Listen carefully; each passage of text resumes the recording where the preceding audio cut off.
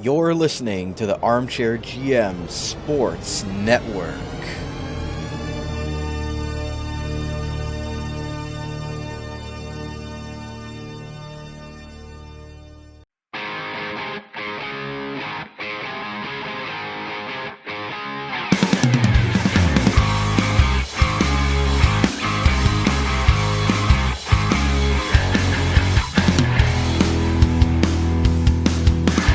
This is Rod Mahood, your in-game voice of the Niagara IceDogs, and you're listening to the Dog Pound Podcast on the Armchair GM Sports Network, your podcast source for all game analysis, team interviews, and up-to-date news regarding the Niagara IceDogs. Perlini! Overtime! IceDogs win! They score! Verhage was also jamming away. It's a power play goal for the IceDogs. And they score! Hosang, first goal as an IceDog. Strom stops Shipley. Richie scores! Gets it to Akil Thomas. Thomas has the angle coming in. He scores!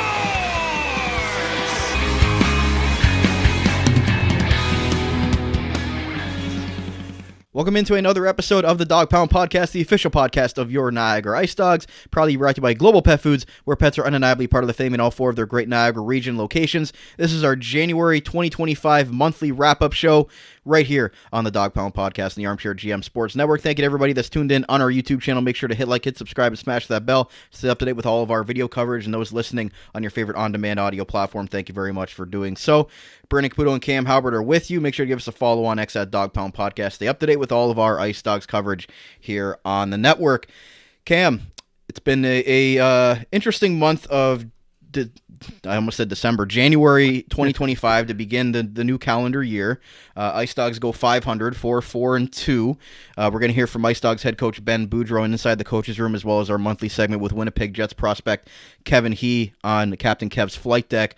But from your, I guess, vantage point of watching all these games, how would you assess the IceDogs? I mean, right now they're sitting fourth place in the conference right now in a dogfight, pun intended, with a lot of other teams. It's going to be quite the stretch down the season, but they pick up 3 or 4 points against Erie to close out the month before they go on the road, a road-heavy February where they're going to play 8 of the 12 games on the road. How would you assess what you've been seeing lately from the IceDogs? Well, I mean, I think one of the things that this team hasn't been in, and even the fan base or anyone covering it hasn't really felt, is that we're in this. It was clearly established pretty early on that they'd be a playoff team, which was surprising that they were so, first in the Eastern Conference for a majority of the season. I would have to assume that they have spent the most time in the Eastern Conference in first place among all teams from the start of the season, which was surprising because it's now the end of January. But we're in like the dog days. You hear a lot of like NHLers deal with this where you kind of know what's going to happen. They're going to be in the playoffs, and it's just kind of getting through January and February before you either play the quote unquote meaningful games at the end of the season, right, gearing up towards the playoffs. And I just kind of think that's where we're at. You get through the trade deadline, and it was a completely boring trade deadline. Which was good. We talked about that ad nauseum, about how this was probably the best case scenario for the IceDogs to do nothing, given their competition window. But now they're just trying to get through it. And I think there was some key injuries, and that's always been the frustrating part, is that when this team is very healthy, they can compete among the best in the conference and in the league. But you lose a couple key pieces, and the lineup gets not completely barren, but it kind of throws everything out of whack, right? And they're still good enough to be in the playoffs and go 500 and everything like that. It just makes things much more difficult on themselves, which every team deals with injuries, right? So you can't really fault them for that. But for the most part, other than Peterborough, my goodness, just such a frustrating team for them to play against, and they've beaten the teams that they needed to beat. They beat North Bay. They beat Saginaw quite handily. It might be their best game of the season, right? And then obviously that postponed game with Owen Sound, they've got to hopefully take that one. But we said this before in the last monthly recap. As long as they go 500 and beat the teams they're supposed to beat, and they get a home playoff matchup in the first round, then that's a success. And as it stands right now, with the come from behind win yesterday, that was huge because Brantford is caught up to the pack, which means that a home playoff spot is not guaranteed. So now they've got to really kind of hunker down here and outlast Kingston or Brantford to make sure they get a first round playoff matchup. And you've seen Barrie take off, which we expected after the deadline and after they got, the ball rolling with their new lineup. They've won 5 in a row, and Brantford just came off of an 8-game winning streak where it was snapped by Barrie. So like you expect those two teams to be up there. Oshawa and Kingston, you mentioned. I got the standings up on the video version for you guys following along here. Yeah, as you mentioned, like if Niagara can hold on to home ice, that would be huge. Again, if they're going to be in that 4 or 5 spot, you definitely want them to have home ice advantage over, a Kingston, a Brantford, or a Sudbury in that sense. And Brampton, to me, like I know this isn't the Steelheads podcast, but Cam, they've got to be the most disappointing team in the Eastern Conference. I mean, what we've seen going into this season with all of their top-end talent, with Jack Ivankovic and Porter Martone having all the spotlight, going out and get Carson Rakoff. I know they've missed a lot of guys away at these big events like the CHL USA tournament, the World Juniors, and as well at the OHL Top Prospects. But it's just very disappointing for a team that, again, I don't think the IceDogs would want to face them in the first round because you know how much firepower they have. But to me, they're the wild card in that Eastern Conference if they can really get back on track because they have the roster to really be near the top as well. No doubt, and I think that it was a lot. We were just like they'll figure it out, and maybe they won't. It might just be hockey is such a vibe sport.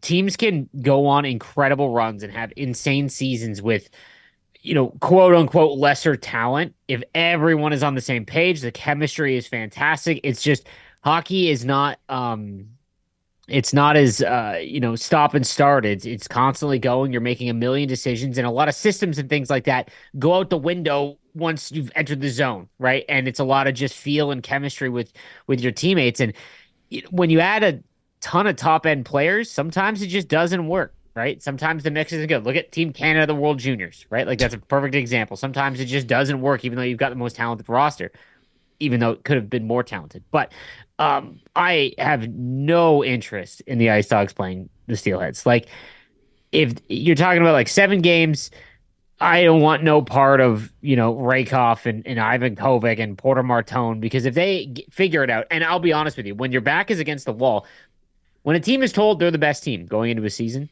it's probably not as easy to get up for those games. And you're going to make the playoffs, just given that all teams but 4 make it in the OHL. And their lead is, they're only, I guess they're only 9 points up on a playoff spot, but they're going to make the playoffs. It's probably a lot of, we'll get there. And, a lot of people think that Brampton could knock out anyone that's in the top. So it would be huge for Niagara to avoid them.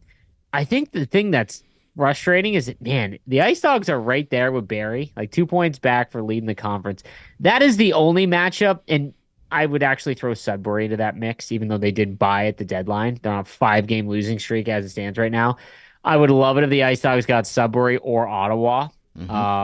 But, outside of those two, it's not going to be a easy first round matchup. And if you don't have I would just love for them to have home ice for the potential of just building up towards next year. If they're not going to make it out of the first round, at least maybe they go 7. They get 4 home playoff games. And I think that'd be a success for sure. And you look at the goals for, Cam, I mean, they're right up there at the top of the conference with the Steelheads. Actually, they're 1 ahead of the Steelheads now for the most goals in the Eastern Conference. And we talk about why they've had so much success this year. The power play also has been vastly improved. They've been good as of late as well, up to 24%, up from only 10% the year prior, which we always talk about. But Loshko's tied for second in the league in power play goals with 3 other players. You've got 3 players with over a point a game as well on top of Loshko, with Robrick and with Zada. And you've got Asadorian, who's over a point a game, but he's only played in 24 games. So, there's been a lot of contributors to the IceDogs offense lately, but they've been missing some guys as well. Like, that's why you look at it. They hadn't won in 3 games before they were able to beat Erie on Sunday afternoon because I got the lineup up on the screen. You had Wysick playing right wing. You had Aerosmith, who was a little bit under the weather as the only forward on the fourth line because they were without 5 forwards with Kevin He with the suspension, which we still at this time of recording don't know how long that's going to be. Hopefully it was only a game or two. Dianov, Levin, Asadorian, Paris, all out. Levin's going to be back this week from the World Championships with Team Israel, so at least they get one of those guys back, but still missing Paris and Asadorian, who are two big key guys, two 19-year-olds that have been so good for the IceDogs this season, and they've still been able to tread 500. And we look at it 4-4-2 in the month of January with that postponed Owen Sound game they're going to play a little bit later in February. But all things considered, and even though a couple of tough losses there, treading water and treading 500 is what they need to do right now. Yep. No, absolutely. They've done their job. Can't complain. They've got a couple of games coming up here. So honestly, I believe they have 2 games left against Barrie. Is they have the final one? No, they have 3.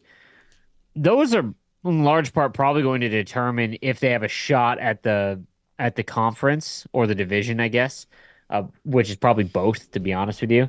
And given how the last couple of games against Barrie has gone, probably pretty tough, right? But as long as they can take care of North Bay and Sudbury, they've got Erie coming up as well again, and then Ottawa as well in February. If they can beat those teams, the makeup game in Owen Sound, as long as they win those, we're in a good spot. Again, they just have to go 500. I would love a first-round playoff matchup that's at home. But like I said, outside of Ottawa and Sudbury, there's no matchup where you're like, oh, they're going to get to the second round, And I don't even think Sudbury would be a slam dunk. But the way that the IceDogs have played Sudbury, and given the fact it doesn't look like they're clicking yet, they match up well. It would give me some more confidence, right? Because I think what the IceDogs do very well is score, but they also give up a ton of goals. So when you do that, it's not always a recipe for success, because when you have a team that just can score a lot and they play decent defense like Barrie, I don't know, that's just a really tough one. So. A little bit of piece of news on the morning of right before we recorded, which was nice. Matt Humphreys called up from the Aurora Tigers in the OJHL. Looks like he's going to be up with the IceDogs moving forward. Don't know necessarily if he's going to have a role this season. Maybe just the third goalie behind Owen Flores and Charlie Robertson, but Owen Flores played 12 straight games now, and has played 80 to 90% of the starts anyway for Niagara this season, maybe even more with Charlie Robertson having a couple of setback injuries earlier in the season. But interesting, because we talked about him kind of being the X factor next season of where the IceDogs were going to go with their goalie situation, with Flores obviously going to be graduating and going to pro hockey, so they're going to need to fill that.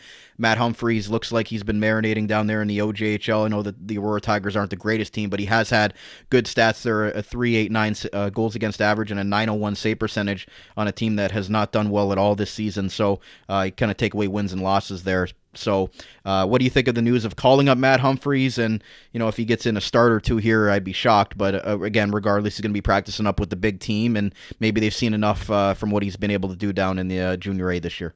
Yeah, I mean, because his Junior A team is just having a rough go, even though he's doing well individually, it's not always good to have your prospects in the losing environment for the entirety of that, right? And he's shown that at least at that level, there's really not much else he needs to prove. He's got a 900 save percentage on a team that's, dead last, right? So that's super impressive. And he's not going to get a ton of action. So that's the one little concerning part is that, there's only 22 games, I believe, left, and there's only 1-3-3, and it's the last game of the last 3 games of the season. So maybe he gets into that last game, but that last game is against Barrie. And it probably depends on, what's going on in terms of their standings. But, I think it's good for him to be around a playoff matchup and things like that. Even next year, he's more than likely the backup. In the IceDogs opening up their championship window essentially next year and the following year, very difficult for us to rely on a 17-year-old goaltender. I mean, you're seeing it with Ivan Kovic, and even that's rare to rely on a 17-year-old. Usually you have a little bit older goaltender back there during that window. However, it'll be big, and hopefully whoever they get in nets, it'll be more of a not 50-50, because I don't know if that's a recipe for success in the OHL. I don't know how many teams can actually do that. But at least something like 70-30, as opposed to 97-3, like in what we have this year. But nonetheless, he looks like he is as good. He has done what he was, his draft prospect and hype around him would say he would do in June in the junior A. So excited to see him up here. I hope we see in a couple games, but if that's the case, it might be because of a Flores injury. And point of order, he played with Brady Wasslin with the Markham Majors, and they're really good friends as well. So it's good vibes. Another good vibes around the room there as well. With Humphreys called up, we're really interested to see as a third-round pick. The IceDogs are very high on him going forward, and we'll see kind of what his role is. But being able to learn from Owen Flores, I think, will be key for him, just to see how Flo kind of goes about it on a day-to-day basis and a game-to-game basis, gets ready for games. I think that'll be good for Humphreys to kind of see how an overage goaltender who's having so much success goes about his day-to-day.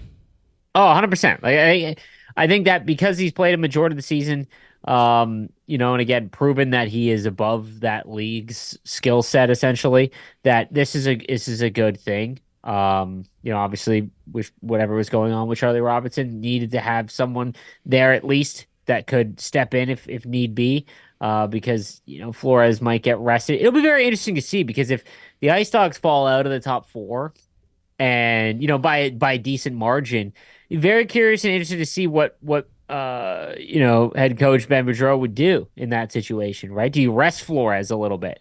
So that'll be interesting to see how that plays out. Yeah, absolutely. So we're going to go to our captain segment with IceDogs captain Kevin He on Captain Kev's Flight Deck. As always, brought to you by Gales Gas, your go-to gas station in the Niagara region. They're not just a gas station or a local tradition, because when it comes to fuel, you're going to Gales with multiple locations across Niagara. Here's what the Winnipeg Jets fourth-rounder from this past season had to say about his second full month as the captain of the Niagara IceDogs. Back another edition of Captain Kev's Flight Deck with IceDogs captain Kevin He. Kev, mixed results this month, but you guys finish off on a high note, 3 of 4 points against Erie on this weekend. How would you assess January's play for yourself and the team? Yeah, I really liked the way we played tonight. I think everyone showed up, and we had a lot of guys step up for us tonight. So I'm really happy with the game today. And you talk about yourself, obviously, after a hot December. The points may have not been there, but the coach is talking about you really growing into a captain and really, the small details of the game, 200 foot, you're laying some big hits out there as well. So, as far as your development as an all-around player, although maybe the points wouldn't be what you expect of yourself, how would you, going forward here, like the way that you're playing? Yeah, just trying to do more, kind of round out my 200-foot game and, like I said, be more physical, trying to make hits and just try to, make plays for my teammates. Who are some of the players that have had to step up? Obviously, there's been some guys out of the lineup. You're missing some key players, Asadorian, Paris, Levin, and a couple other guys that have missed time, Wysick as well. So who are some of those younger guys that are, maybe near the bottom of the lineup that have had to step up and earn themselves an opportunity? Yeah, I like the way Creeder played, and I like the way Doherty played. So, they came in huge for us. I think Doherty 3 points, and Creeder got a huge goal for us. I really liked their game today. So. Going to be playing a lot of road games again here in February. Do you like being on the road with the guys and those road trips? I know it builds that camaraderie, but especially this year with you guys playing well, it seems like in that room you guys really like each other and there isn't really any animosity between guys. So when you have a really good room, how much do you enjoy going on long road trips and trying to make a positive out of not being home for a while? Yeah, I think it's great for us. I think we have a really tight team, and just looking for the next road trip. I think we got Barrie and North Bay coming up, so I think we should get ready for that. And you're fourth place in the conference right now. Obviously, home ice is going to be key for you guys come playoff time. So what's the message as you guys go through this? And some teams at the top have loaded up at the deadline, like the Barries and the Oshawas, and even the Brantford and Kingstons are playing well. So knowing it's going to be pun intended, a dogfight down there the rest of the way. What's the message when do you guys look at the standings? Do you guys try to make sure that you know where you're at? Like what's the message when you guys are looking at that sort of thing? Yeah, we just gotta keep pushing. We have to keep playing our game, and obviously it's not easy with the injuries and guys in and out of the lineup. But I think we've done a pretty well job managing that. So I think we gotta keep going in this next month. And lastly, can you speak about Owen Flores? Obviously, the guy plays a lot of hockey, 11 straight games, and just continues to be an Ironman for you back there. Most saves, most shots against in the league. So what can you say about your overage goaltender, Owen Flores? You've been around with him for 3 years now. Yeah, he's the backbone of this team, and I think everyone knows how much he means to us. And he's obviously playing some of the best hockey right now, and he's a hell of a goalie for us. So, IceDogs captain Kevin here on another episode of Captain Kev's Flight Deck. Kev, continued success in February. Thank you. There was Ice Dogs captain Kevin He on another edition of Captain Kev's Flight Deck, brought to you by Gales Gas. Cam, thoughts on what the Ice Dogs captain had to say? Well, it's good that, obviously he's always extremely humble and always quick to shout out his teammates. Like that Max Creed is starting to, he was able to get that big goal. Good for him. He's struggled a lot in the back half. The last, 30, he had such a hot start that maybe it was not fair expectations. Last year we had 4 16-year-olds in the lineup. That isn't normal. And we're not going to see that probably for the next 3 seasons, just given the window and what the Ice Dogs are in. He started out the season with 9 points in his first 10 games, and we were all like, what do we got going on here? But before this goal tonight, that was his first point in his last 9 games, right? So he has 17 points on the season. He had 9 points in his first 10 games, right? So just kind of a real big slowdown as he adjusts to the OHL, but it's great to see, he's still involved in other ways. And I think that much like we talked about Zada last year, that Crete's ascension next season is probably going to be maybe not as extreme as Zada, given that the draft pedigree and things like that, but you're definitely going to see, the same physicality as he gets more confident, gets a little bit bigger. It was good to hear Kevin kind of give him a shout out. Same with Doherty, like such an underrated, trade at the beginning of the year. Just, wasn't something that we thought about at all. It was just essentially a swap to replace Vermeulen at the beginning of the year. And he scored some big goals for the team, provided some good depth. So love the fact that he showed them out. Yeah, quality right shot, middle six winger there with Doherty, and goal and 2 assists last night. Was the first star in the game against Erie as well. So it was good to see him get props there, because Doherty, out of the spotlight, has been a big contributor for the Ice Dogs, not just on the score sheet. And you mentioned Crete. I think that he was on the top line to start the year with he and Loshko, and now he's been more of a bottom 6 player, learning how to play that all-around game. And him and Ivan Galyanov have had to, take a big step forward with the Asadorians and the Parises and the Levins being out of the lineup. So you like to see that those guys are starting to contribute and starting to gain more confidence too. Oh, absolutely. Yeah, something you want to see that for sure. And again, it's a long season, especially for the younger players. Like when it comes to Crete, like it's such a long season; it's hard to get used to. And I think the biggest benefit is going to be a playoff round for a lot of these guys. Especially a lot for the Ice Dogs, like as themselves, like we're even Kevin, getting we forget about that, but the development process of Crete and Wasslin specifically, essentially going to have playoff games in every knock on wood in every year of their OHL career, or at least the first 3, I would confidently say. That's huge, because once you get used to playing in those games, when they come up for the second and third time, it isn't such a shock where you get caught in the lights for the first few games. You're ready to go, and I think that that's going to be big as the season wears on. And quick shout out to Charlie Hotless. Been getting in the lineup lately. Ben Boudreau's been giving him some good ice time as of late. Obviously, the last few games with them missing so many guys, he's been in an elevated role in a third line. He's even got some power play time at times. So number 74 really starting to get acclimated to the OHL level. He was thrown in a few games that maybe he wasn't ready for, but now that he's been getting consistent practice, consistent, somewhat ice time, I've been liking what I've been seeing from 74. He's a big body, and I think as he continues to develop here, a guy with a 6th round pick just this past draft signed and is in the lineup. So he's another guy that Ben Boudreau's been pleased with lately with how he's been playing on both ends. Yeah, no, for sure. I mean, we're still waiting on his first point, Yep. But the thing that I can take away from him is that his first few games of his career early on, it was like his skating was tentative, and it was just like one of those things where it's like, okay, maybe he's an extra on the team, or and those are still important players that can fill in, but not expected to do much other than kill the clock, that kind of thing. I'll be honest with you, his skating looks far improved, and his confidence is for sure much higher than it was his first few games, where it looked like he was maybe a little overwhelmed. This is a team that is literally only a +1 in goal differential. Okay, so even though the Ice Dogs have had a great season, they literally give up the most goals in the conference, which is, again, such a crazy stat. Charlie Hollis has played in 21 games. He's only a -2. So he's not costing them really, which is important. And again, players like Hotless, like you need to find players that can make your team and fill out your fourth line or third line and continue to grow. And he's definitely improved quite a bit over the season, especially for a 6-rounder. Yeah. Quickly on Kevin Heat, because we didn't mention it, 43 games played, 26 goals, 55 points.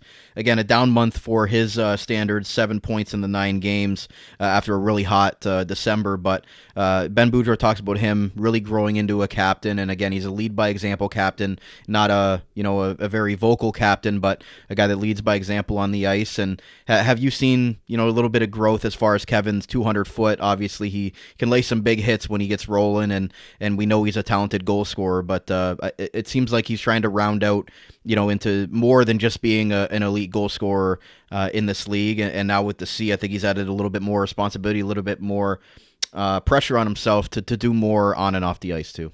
Well, I mean, again, like one of the best people, but in terms of his game, yeah, it is clear that Robrick might be a more talented offensive player, right? But Kevin's growth into being a hard hitter, like he plays heavy, and a lot of people wouldn't know that if you don't watch him, because you see the skating and you see that, you see the shot. But over the last few months, his offense is definitely on a little bit of a downswing after such a crazy start to the year, where he spent majority of the season in the top 5 in goals. That being said, again, those big hits and those just finishing his checks, you don't see those much in the box score. And we get to, we have the pleasure of watching him every night. And for sure, like he's definitely becoming a more complete player, and when he has the puck, he is the best player on the team in terms of his ability to cycle with the puck. Like when he gets going around the zone, there isn't many people that can keep up with him, and he causes a lot of pressure and opens up a lot of lanes. I mean, Lashko on the power play is, benefited a ton from that. So, he makes his teammates better, and yeah, for sure, he's definitely growing into that captain role. And I love when I see the penalty kill go out there, and I see Lashko and he together on the PK, or Zada and Robrick on the penalty kill. So either Ben Boudreau's throwing his top players out there, teaching them, that they need to be out here in the defensive zone as well. And I think that's really helped them become better players all around too. No, absolutely, I agree. I think when you have chemistry and having players grow together, that's massive. And Kevin was on an island by himself, his first season as a rookie. And even then the second season when Ryan and Zada were drafted. But it is important to have those like duos when they come up together. And you're seeing that with Wassel and Crete now. And to build a championship core, that's necessary. You can't just, again, throw a bunch of players together. Look what's happening in Brampton, And, I think the team's really starting to come together as well. Mike Levin's going to be back this week. Rafik Dayanov still day-to-day upper body. And then week-to-week right now for Asadorian and Paris, although both are progressing and seem to be in good spirits going forward. Hopefully they're back in the lineup sometime in February. But 8 and 54 will be definitely valuable pieces for the IceDogs playoff run down the stretch as veteran 19-year-olds. They're just so fun to watch. They were out of the lineup for so long that you kind of forget about them, just in the sense because you're not watching them on the ice, right? And and then the team was doing so well, and it was kind of like, okay, but then when they're both in, that's what I was talking about. The team falls into place. Crete doesn't have to play in the top 6. So, Gallianov doesn't have to have those really hard minutes, and everyone just kind of moves down a little bit. And when that happens, that was when we see the team play at its best. And I'm hoping that happens in the playoffs, because knock on wood, these guys have been very injury prone. And we didn't make any additions at the deadline, which again, we talked about is fine that, this year. But that being said, it's hard to rely on them when there's so many injuries, and, you have to hope that they manage it, because a playoff round is important. If they can win a playoff round, we talk about getting there and getting, home ice advantage. If they can win a playoff round and they're playing into April, like just a lot of fun.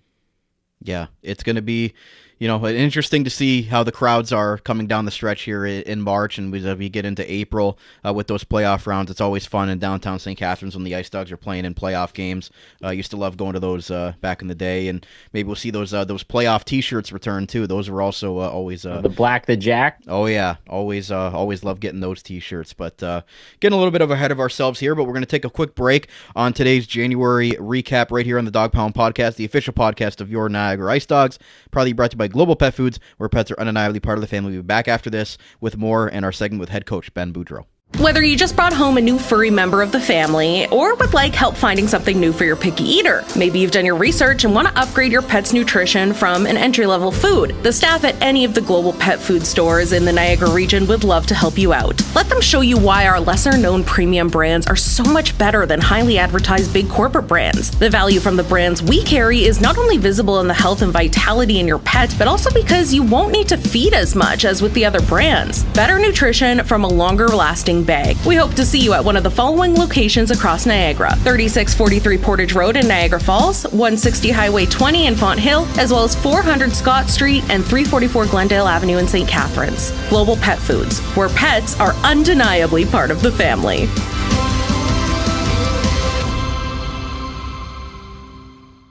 Celebrating a birthday, wedding, graduation, or just watching the big game? Carmine's Pizzeria Italiano is there to satisfy your pizza needs. Serving handmade Italian pizzas created with the freshest, top-quality ingredients, loaded subs, and their famous chicken wings. Platinum Award recipients of Community Votes Niagara for Best Pizza and Wings in all of the Niagara region. 3 years running. Open 3 p.m. to 9 p.m. 7 days a week from their brand new location at 7156 Drummond Road in Niagara Falls. All payment options accepted to fit your convenience. Available for call ahead, pickup, or delivery. Place your order today at 905-374-4400 or check out their online menu for the best quality pizza and wing combos you'll find in Niagara at carmine'spizzeria.ca. You've tried the rest, so why not try the best? Carmine's Pizzeria Italiano, proudly serving the Niagara community since 2013.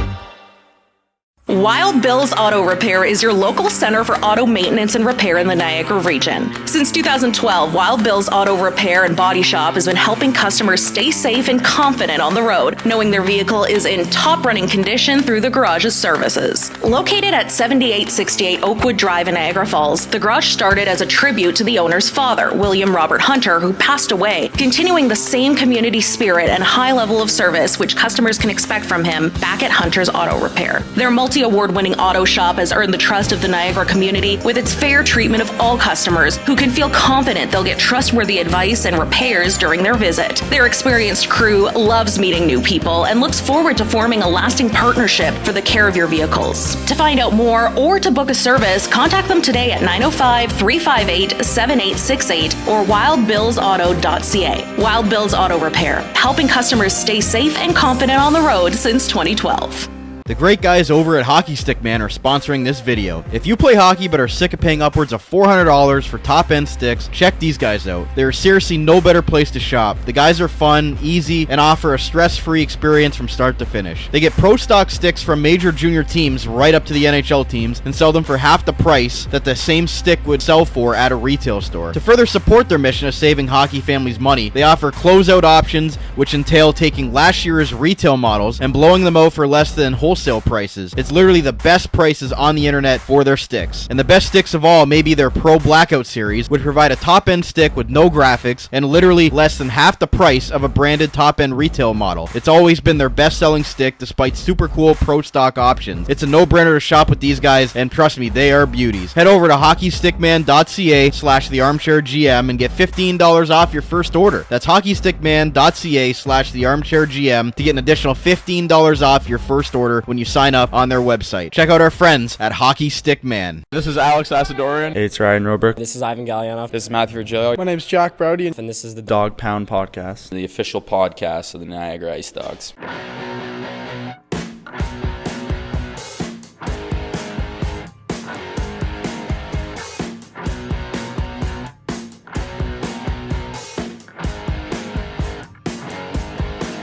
Welcome back to part 2 of today's Dog Pound Podcast monthly recap episode right here on the Armchair GM Sports Network. Brandon Caputo and Cam Halbert are back with you. Thank you to everybody that's tuned in on our YouTube channel on the video version. Make sure to hit like, hit subscribe, and smash that bell to stay up to date with all of our video content, as well as those listening on your favorite on-demand audio platform. Make sure to give us a follow on X at Dog Pound Podcast. Stay up to date with all of our IceDogs coverage there, as well as on Facebook, Instagram, TikTok, all that good stuff for you guys as well. So before we get going with the rest of our show, we got to do our monthly ticket giveaway, and the code word this month is going to be Aerosmith. in honor of Blake Aerosmith, the recent acquisition for the Niagara IceDogs. Make sure to DM us the code word Aerosmith, and you'll be entered in to be probably the one chosen for those Ice Dog tickets this month, for the month of February. You definitely want to get down there. They've only got 4 home games this month, but you'll be able to get to one of them if you are our lucky winner. So again, Aerosmith is the code word. Cam, before we go to Ice Dogs head coach Ben Boudreau and inside the coach's room, didn't really talk about the D-core a whole lot, but I feel like we kind of need to. They've had 8D dressed as of late because of the injuries. Wysick played forward. They've had 7D with the Watcher, and now Frasca's been in the lineup more frequently, and you can see him gaining more confidence as well in the back end. But we say this ad nauseum during our live post-game shows, which, again, after every Ice Dogs home game, we go live here on our Armchair GM Sports Network YouTube channel. Like, Van Vliet, Brody, Virgilio, Scott, they're all just so stable that we don't really talk about them a lot. We've seen a little bit of offensive flair lately from Van Vliet scored, Virgilio scored, Brody scored this week as well. So we're starting to see that offense really come to be there, but they just have a lot of solid guys. They don't necessarily have, a number 1D, you would say, like a Sam Dickinson or a Matthew Schaefer, but they're just solid throughout, and I think that's been a big part of why the young forwards have had so much success. No, for sure. And they're all very physical, for the most part. Even Wysick has a little bit of a mean streak when he wants to. And he's really fast, too. He can skate. Yeah, Wysick's one of the best skaters on the team, too. So, they've been fantastic all season long. Again, I think that the one thing that we do overlook is that the team has given up the most goals. But I think a lot of that has to do with we don't have that top-of-the-line defenseman.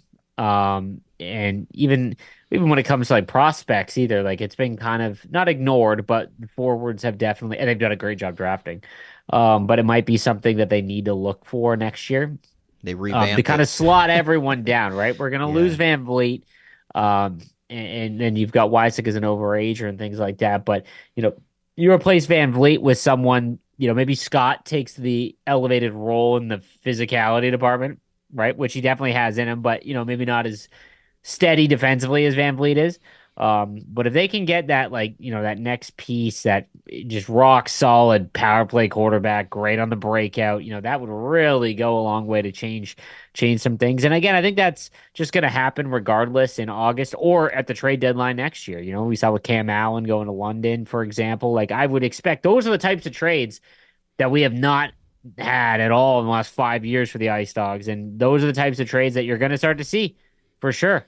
But given that you have 5 new defensemen this season, and they're a big part of why that they are doing so well this year. And people talk about, well, why doesn't Niagara have the draft capital of some of these other teams? Well, because they had to revamp this D-core this last offseason. Yeah. When you bring in the Brodies, you bring in the Virgilios, you bring in Van Vliet, you had to give up picks in those deals, and now you got these guys here, luckily for the next couple of seasons, other than Van Vliet, who's going to age out there, but you've got Virgilio, you've got Brody, you've got Scott, you've got Wysick for one more year as an overager, and then you've got Frasca continuing to build. Shanowski's been another guy that I think has taken a step forward in his defensive game. He's been lugging some top minutes lately with when Wysick was out with an illness a couple weeks ago, and he's really stepped up. I know his plus minus isn't great, but you can definitely see that number 7 is gaining more confidence as well, and he's a guy that could be around for a couple more years if they choose to bring him back as well. So, like you said, they're giving up a lot of goals, and Flores has been the backbone of the team. But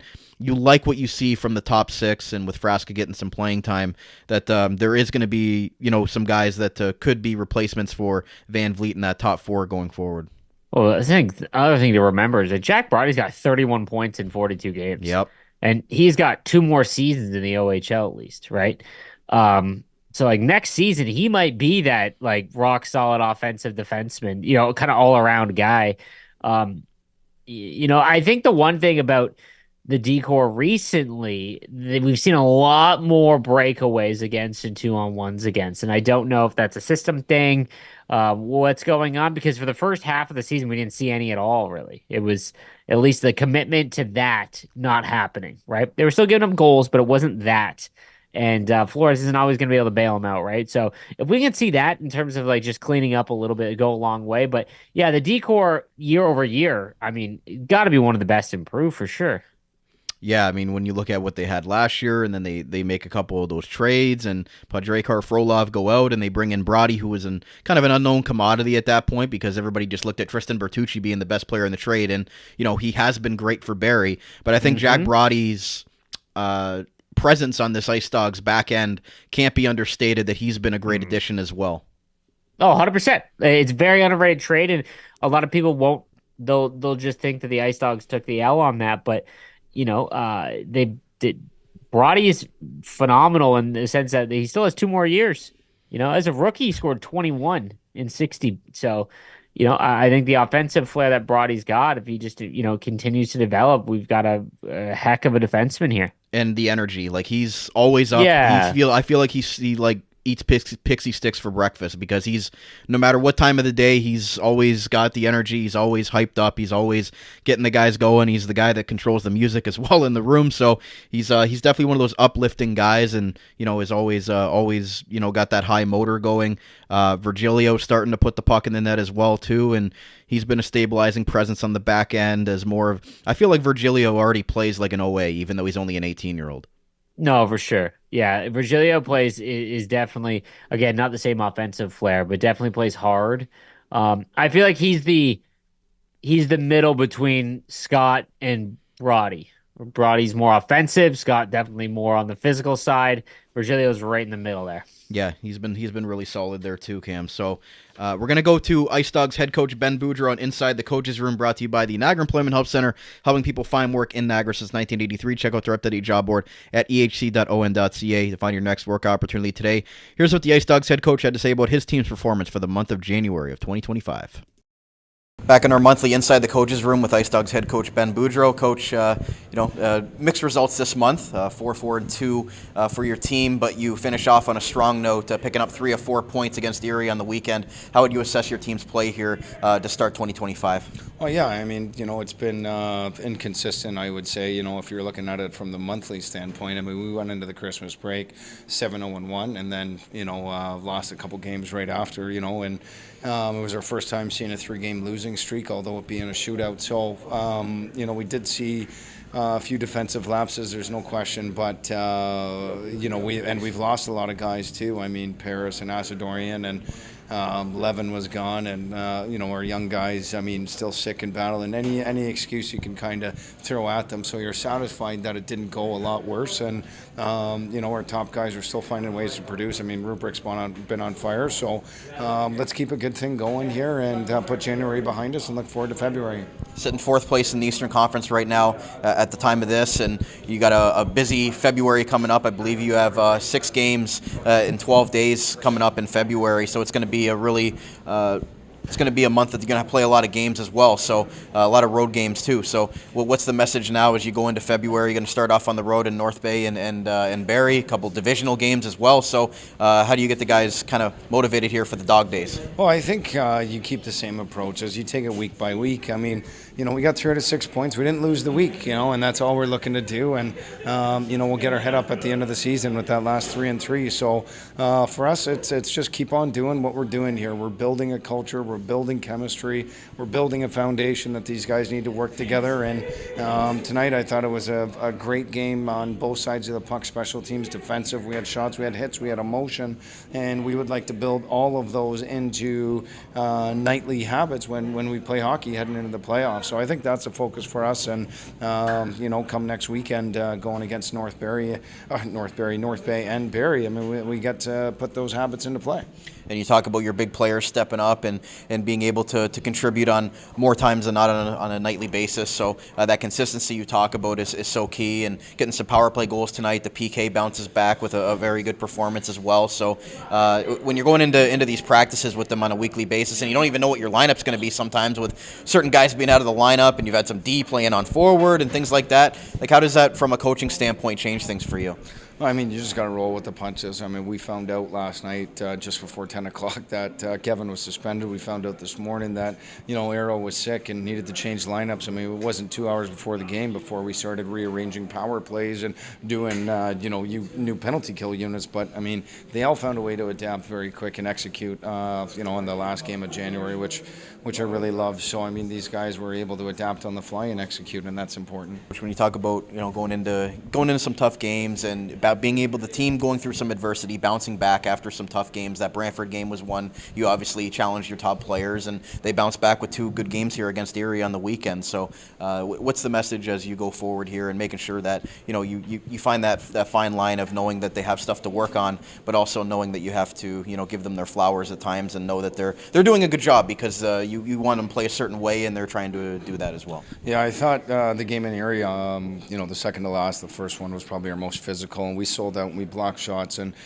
you're building habits that they're going to carry forward for a few years, hopefully, and you focus on your young guys, getting them invaluable experience. I mean, Zada, Rubric almost averaging 25, 26 minutes a night. I mean, Galyanov and Creed and Doherty, playing a depth role, having bigger minutes in a role when we need guys, I think is really important too. So anybody and everybody that can find a way to be better versions of themselves is going to help win, and that's our focus on a daily basis. It's not a long-term look right now. It's just short-term windows, and hopefully at the end when you look back over a season long, you've accomplished the things we set out to do. And lastly, just quickly on some of the guys that have been earning more playing time with some of the other guys. You talk about the Charlie Hotlisses of the world. Max Creet's moved up in the lineup. Nick Frasca's gotten in. Darcy DeWatcher. Some of these guys that wouldn't necessarily be given the top playing time, but because of some of these other guys out, really trying to make show a name for themselves here.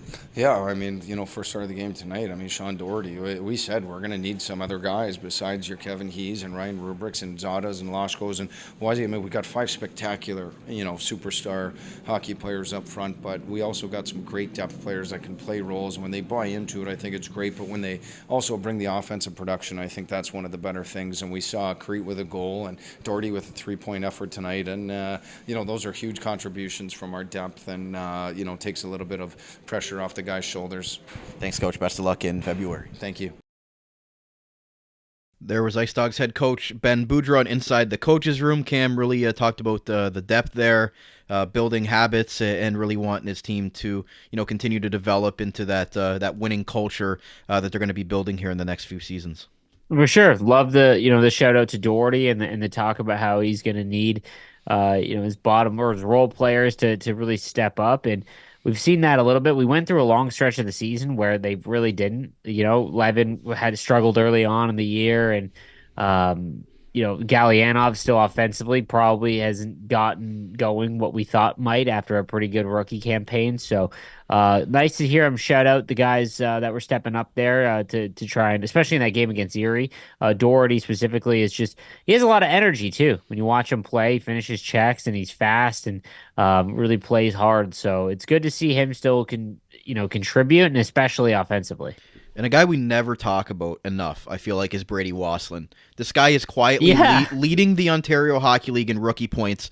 But again, like Jake O'Brien last season with Brantford, a lot of them were assists, but that's not a knock on him. He's creating plays for his line mates. He's leading all rookies in average ice time as well, which Ben Boudreau has said. Wasslin earning those opportunities, and because you've got the Rubrics, the Zadas, the Hees, the Loshkos, he kind of gets forgotten about, but he shouldn't, because he's been so good as a 16-year-old rookie, ahead of guys like Ethan Belch, as some of these other top-end rookies that get talked about on nauseum. I feel like Brady Wasslin's a guy league-wide that should be, put on notice a lot more of being one of these guys going to be a key contributor for Niagara, and why he was completely off limits in any sort of trade talk for any of those top players at the deadline. Well, he's an early projected first-round pick. And, again, much like Rubric and Zada last year, where Zada was kind of overshadowed because Rubric was having the outstanding offensive season. I still think it's happening this year, simply because Rubric it's the same draft year, right? So he just has the late birthday. But Wasslin's assist total, we definitely thought he would score more. I think in next year we're going to see a borderline 100-point player, because his assists are not secondary assists. A lot of them are him creating for the goal scorer. He's the reason why it goes in. And once it all comes together, the other thing is he looks like he's far bigger than when he was drafted. I kind of thought looking at the profile, they'd be a little bit smaller and whatnot, but no, man, even just the look of him on the ice, he looks bigger. I think that when he starts to maybe go through what Kevin did or Rubric, where they start using their body a little bit more, I think you're going to see that, especially with how hard that Wassland works. Next year is going to be crazy, and he is definitely going to get a lot more of the focus, I feel like. And earlier this month, on that topic, while we're talking about it, he's the youngest player in IceDogs franchise history to have a 5-point game. 16 years, 7 months, 12 days. From Jeffrey Brando on Twitter that does a lot of the statistics for the OHL. Random stuff there, but that's another thing. He's the youngest IceDog ever to have a 5-point game. I mean, like, offensively, his vision and maybe his finish isn't there just yet, but his vision is among the best in the league right now. It's crazy. Some of the passes he makes that we get to see that don't end up in goals are still absurd, right? And I think that when you pair him with Robrick or Kevin, who are both elite shooters, like, it's just the sky's the limit next year for sure, and especially when he starts to fill the net in. So we look at the player stats here, Cam, quickly. Ryan Robrick leading the team 68 points in 46 games, 32 goals. Just it's been incredible to see Robrick as a 17-year-old, and we're luckily going to have him for another whole year before he's draft eligible. I know it's not the greatest for him, but for IceDog fans and us being able to cover a guy like this, going to be a superstar in the National Hockey League and maybe already a top 10, top 5 prospect for next season. Kevin, he is the captain, been solid again, got off to a really hot start, but rounding out his 200-foot game, 55 points in the 43 games, nothing to bark about. He's still over a point a game, 26 goals. You've got Lashko, 28 goals now, 13 of them on the power play, which we talk about that power play percentage improving, 53 points in for Lashko, 46 games for the Seattle Kraken prospect, and Ethan Zada, 44 points in the 46 games, Wassland 33 and 40, and then you mentioned Jack Brody, 31 and 42, but Alex Asadorian as well, don't forget about him, 25 points in 24 games, he's over at a point a game when he's playing. So Ethan Zada, a guy that 41st ranked North American skater now in the midseason rankings, was projected a 7th rounder. He's really been shooting up the draft boards there, and there was a scout almost every game to see Ethan Zada. I think he's talked to 10 or 11 teams already that are there to see number 12, and we talked about that being a big thing earlier in the year. The more opportunities he gets with Robrick and the more eyes he's going to get, and he's really taken that step forward and proved to everybody why he should be there. You know what's crazy is that next year our first line might not even have Kevin He on it. You know what I mean? Like, just given the progression, Zada, I mean, his ascension this year. And you talked about that being an X factor in the preseason. 100%. That was going to be one of the biggest, X factors for the team, was Zada. But he might get drafted 2nd or 3rd round now, because what he offers, that he'll never be able to skate like Kevin, I don't think. There's not many people that will. But his offensive ability now, coinciding with how heavy he plays, his willingness to fight, and those things aren't really that important, fighting specifically, but there is a toughness aspect that is something that is very important to NHL teams. And when you package it all together, you've got a rugged, big forward that has a nice offensive flair to him. That's important, but it might Roberg, Zada, and Wassland might be the first line next year. We're gonna lose Lashko, who in itself has had a fantastic season. And I feel like when all is said and done at the end of this year, it's a lot like maybe Daniil Gushkin, where I don't want to say forgotten, but we're always gonna remember Robrick and Kevin and Zada and Wassland because they were here for years. Lashko is taken so much off of. We talk about players in the lineup when the lineup is full, puts everyone into their perfect position or their better position to succeed. Zada being able to be on the second line and not have to go up against the first line, because without him and Asadorian hurt for the majority of the season, he probably would have been the first line center. And who knows how good that would have been for his development. But the thing I do want to point out about the team statistically, again, most goals in the league, or most goals in the Eastern Conference, most goals against in the Eastern Conference, and they're only a +1 in the goal differential, right? There's only, a small select few that are plus players. And I want to point out, it kind of hammers home a point that we were talking about. Alex Asadorian and Matthew Parrish are both +12, which lead the team.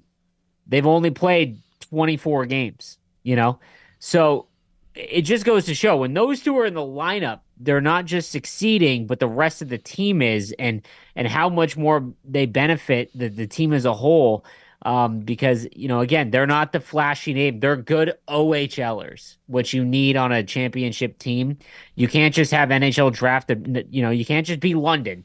You got to have OHLers that are very good amongst their peers in this league that might not be able to play in the NHL or get drafted, things like that. But they're still very, very good players. And Van Vliet and Scott also plus 12, which I thought was a little surprising. There's a lot of minus on the team, but for the most part, everyone's right around zero.